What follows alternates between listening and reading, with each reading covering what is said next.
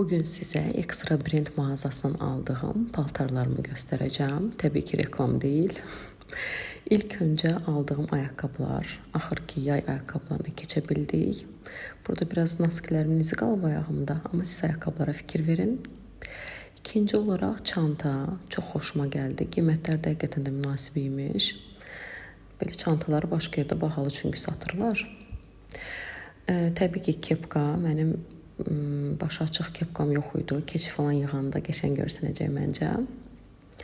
Bu koftaya bayıldım. Çox klassikdir, amma sport şeylərlə də gedər məncə. Gördüyünüz kimi artıq burada modellik də edirəm.